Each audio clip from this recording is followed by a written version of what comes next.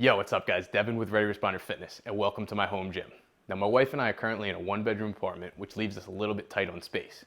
But in today's video, I thought it would be cool to share with you some of the simple and effective tips that we've used to put a lot of fitness into a little space. Now make sure you stick around to the end because I'm gonna share with you 2 of my favorite purchases under $25 for a home gym, as well as a simple and free hack that you can use to level up your home gym today. Alright guys, so let's get right into it. We're gonna break down today's video just like you would any good workout. We're gonna do a push, pull, hinge, squat, and carry. But first things first, we gotta talk about flooring, because I like to sweat a lot, and this carpet's just not gonna do. So I keep 2 mats tucked away. First one is right here under this couch. It's a thicker robe mat. It's got a little foam texture to it. The second mat we keep under this couch, this is my wife's mat. It's a Lululemon mat. It's got a little bit of a, more of like a sticky yoga or Pilates mat feel to it. So it all depends on what type of workout I'm gonna do. If it's something I'm gonna do barefoot, where there's a lot of like mobility and moving around, I use the yoga mat. And if it's something more CrossFit related or calisthenics, I typically use the foam mat. If you keep a sneaker for inside house workouts that never goes outside, you can feel a little more comfortable stepping up onto furniture like this ottoman over here, because it doesn't track in the dirt and grime of the outside. So let's talk about push workouts. So I typically use parallettes, dumbbells, and kettlebells for push workouts at home. But obviously I'm not keeping that stuff in my living room. So let's talk about storage.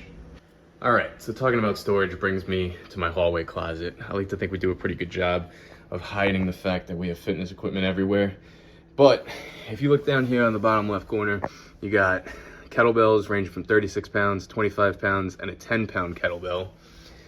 Up here on the top, you have fitness equipment in these little storage bins, which I highly recommend because it keeps things looking good, even though it's more or less an unorganized mess in there. And then over here in the corner, you have an ab mat, a little mobility roller, and tucked away neatly over here, an old favorite PVC pipe, which, pro tip, if you can see over here, we have a piece of masking tape, and masking tape, it marks out the Olympic knurling, so that way if you're working on snatch or any sort of overhead movement, you could basically reset your grip to a repeatable measurement each time. Well, keeping with the theme of trying to look clean and presentable even though there's fitness equipment hidden everywhere, welcome to the bedroom. So looking under the hood, we got a rumble roller, a set of yoga blocks, 10-pound dumbbells, push-up bars. Continuing to the foot of the bed, we got a steel bell, 25-pound dumbbells, yoga Pilates ball, dumbbells ranges from 3, 5, 8, and 15 pounds. And my personal favorite part of this whole thing is that the end table, although it's great at holding coffee, is also a plyo box. So some of you guys may be thinking, it's a push day, where's your bench? What do you do for bench? Well, the short answer is I really don't bench. If I have to on a push day, I normally opt for a floor press, where I'll lie on the floor and use dumbbells.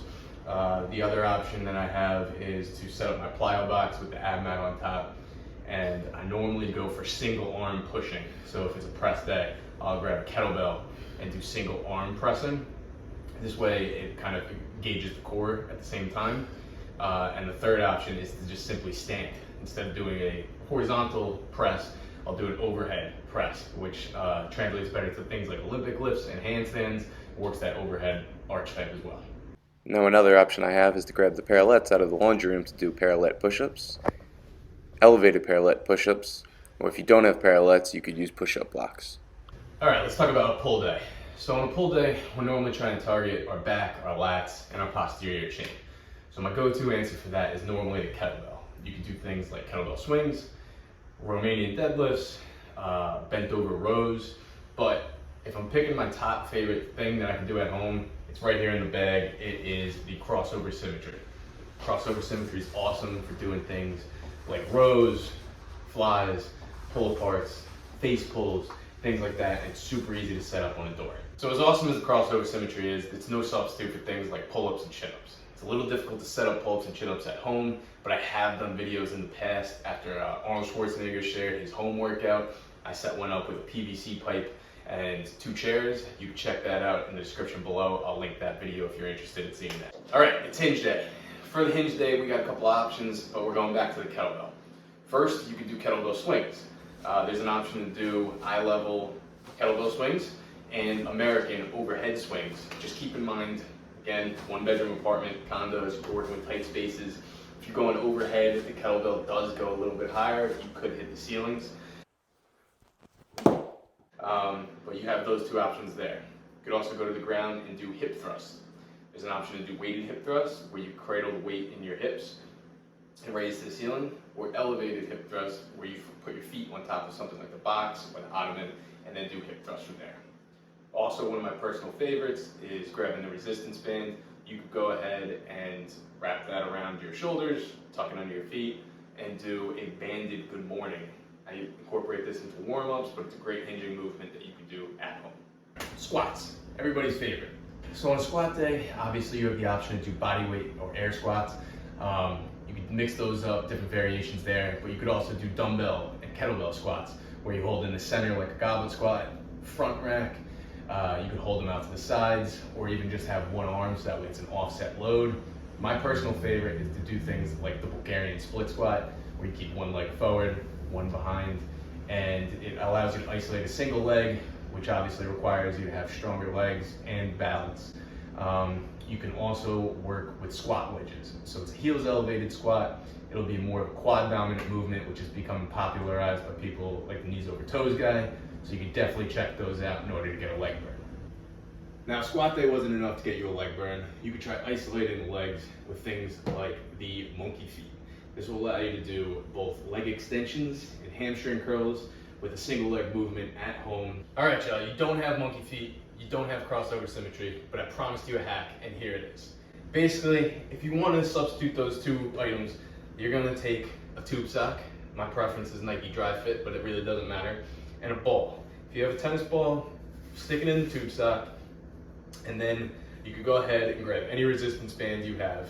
You're basically gonna tie off like so, and then this becomes your door anchor.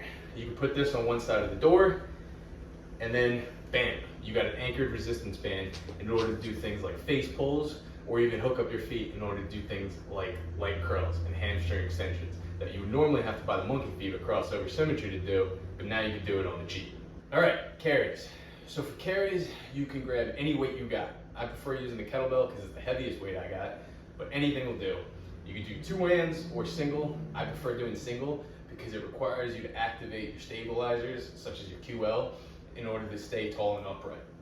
You could do a farmer's carry, a front rack carry, an overhead carry, and basically from there, you're going to go for a walk through your house, around the block. You can do step ups. The other thing that I have that I don't know why these things aren't more popular, but it's called a steel belt. This is 30 pounds. It's basically like sand or leg shot inside a neoprene sleeve. The best part about this is very forgiving. If you're doing something like tosses and it falls, it's soft, so you don't have to worry about it damaging your floors or anything like that. Right, so we've covered push, pull, hinge, squat, and carry. Hopefully you got some value so far. If you have, smash that like button, but I want to cover one more thing, and that's cardio. So inside, you're kind of limited on your options. I don't have the space for a treadmill or anything like that. So my personal favorite is the jump rope. I'm kind of short, I'm only 5'7", so I can kind of get away with jump roping in a space like this, but it's not ideal. So for that reason, I would recommend buying these. Found these on Amazon, they're under 25 bucks, and they're definitely one of the top finds, because now in a condo or a 1-bedroom apartment, you can practice things like jump rope, or even your double unders, and they're very forgiving, because if you miss a step, you can just keep on going. It's great for cardio at the apartment. Awesome to have around. The other thing that I want to draw your attention to is the clock. Having a timer turns everything you could do into a cardio workout if you do it for time.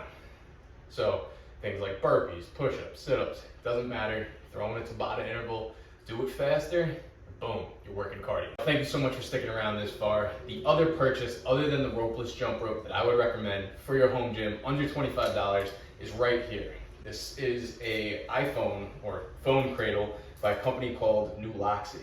I think it's under $10 on Amazon, but it collapses, you pull it out of the drawer, and you can set it up, and boom, you pull out your iPhone, put it in. I got jump rope dudes already playing. Shout out jump rope dudes. You got your jump rope ready to go, and you could be doing a follow along workout on your mat in under 30 seconds of setup. That's why I like it. It's so easy to be able to pull it out. You don't have to set up anything extra, but definitely worth $10 and definitely a go-to.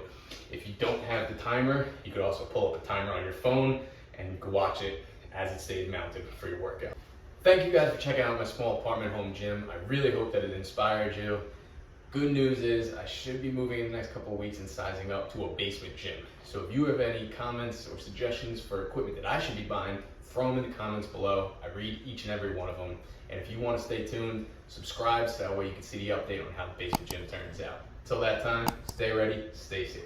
All right, one last pro tip before I let you go. If you're gonna do handstand push-ups inside the house, wear white socks against white walls and make sure you keep a magic eraser on the side to wipe out any scuff marks.